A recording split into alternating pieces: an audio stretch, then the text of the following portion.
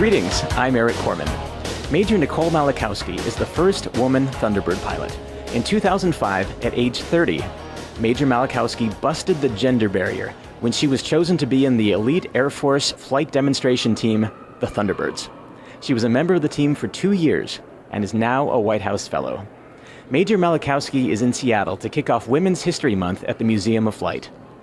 Major Nichole Malachowski, welcome. It's great to be here. Thank you. Great to have you here. You knew that you wanted to be a fighter pilot when you were 5 years old, an age when most girls of that age were playing with Barbie dolls. What is it that called to you? Well, I went to an air show with my family, and the aircraft that's actually behind me down there was flying the F-4 Phantom, and it was loud and it was fast, and it made it made so much noise, and when it went by, it just rattled my chest. I remember feeling the aircraft come by, and I thought that is the coolest thing ever. I mean, what wasn't there to love about the F-4? And so I had come from a very patriotic family where I knew serving in the military was honorable and noble. Put that together with that love of the F-4 Phantom, that technology, that power, speed, and grace combined, and I was sold. I was going to be an Air Force fighter pilot. I assume that you went to the Air Force Academy, but that's a big leap from going to the academy to becoming a fighter pilot, because so many people want to fly, but only a handful actually do. Well, sure. I mean, it's a big dream, but I believe in telling kids to always dream big, and I think I did that by taking it one step at a time. I mean, it's okay to have big dreams, and you just take it one day at a time. And so I did my best at the Air Force Academy. I took it day by day, tried to have good academics, good athletics, good military grades and such there. And I think by staying focused and also by not beating myself up too much when I made mistakes, I think it's easy if you have a bad flight in pilot training to say, oh, I'll never be a fighter pilot. It's harder to close your eyes and say, okay, what did I learn from today and how do I not do it again?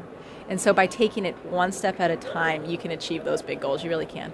So you're a White House Fellow now. What exactly is that? Well, the White House Fellowship is an unbelievable experience. It is called the President's Leadership Program.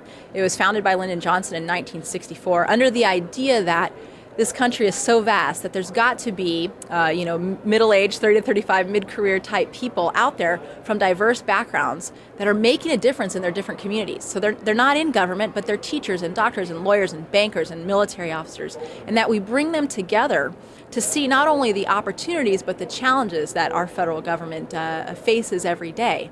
And then the next portion is the education program of the fellowship. We meet with national leaders, whether it's someone like obviously the president, the vice president, but maybe Colin Powell, or even something as diverse as Dana Gioia. He's in charge of the National Endowment for the Arts, and pretty much everything in between. We met here in Seattle with Bill Gates just 2 days ago. And you get to discuss these leadership things and ask those tough questions firsthand. And then the last part is our job placement. We're all placed at very high levels around the government, usually cabinet level.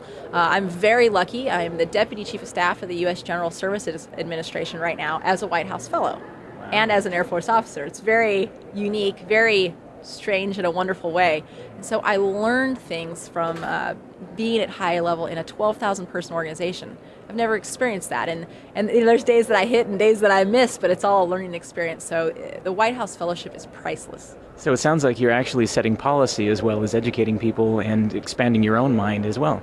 Well, part of the White House Fellowship is just that, to be part of that policy development process. And process is substance in a way. So to see how that's developed, to watch how these senior leaders come to those conclusions, to see where there's give and take on either side of an issue is really something that a lot of Americans don't get to see. And I feel like I get to kind of lift the veil there, and it's really just a privilege. Well, let's lift the veil on being a Thunderbird. Okay. Because I understand that you have to travel 210 days a year. You do air shows all over the place, and you have to fly in these amazingly tight formations. First of all, I've got to ask you, are the planes really as close as they look? Yes, they are. I will tell you, the first time I went up in the back of a Thunderbird, because I was flying with the gentleman I was going to be replacing, I kept a straight face when we landed, like, sure, yes, I can do that. But I will tell you, about 50% of what I saw, I knew I could do. About 25% I was like, ooh, that's tough, but with enough practice and enough training, I can learn that. And I'm telling you, there was 25% I was like, you have got to be kidding me. I mean, especially the trail formation where the aircraft are stacked one on top of another. I mean, when we talk about 3 feet of spacing, that's not much when you're moving an aircraft that size, in that size of a formation, going 450 miles an hour. Now, as a Thunderbird, though, you were basically treated like a rock star whenever you would go somewhere.